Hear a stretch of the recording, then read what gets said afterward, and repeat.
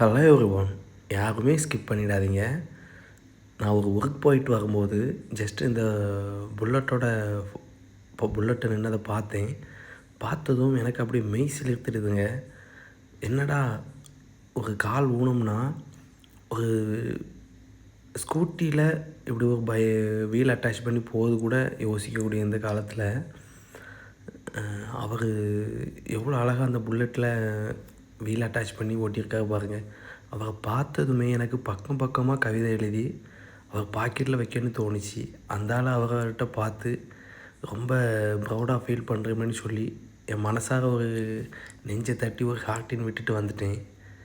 அவரும் அதை சந்தோஷமாக எடுத்துக்கிட்டார். அவரை பார்த்ததுமே தெரிஞ்சிங்க, வாழ்க்கையில் எவ்வளோ கஷ்டம் இருந்தாலும் நாம் சின்ன சின்ன விஷயத்துக்கு கூட உடஞ்சி போயிருப்போம். ஆனால் அந்த மனுஷனை பார்த்தா அவ்வளோ தன்னம்பிக்கை வருதுங்க. லைஃப்பில் எவ்வளோ கஷ்டம் இருந்தாலும் அவர், அதாவது இந்த பைக்கில் இந்த 2 வீலை செட் பண்ணியிருக்காரு. அது சத்தியமாக அவர் பேலன்ஸ் பண்ணதுக்கு கிடையவே கிடையாதுங்க.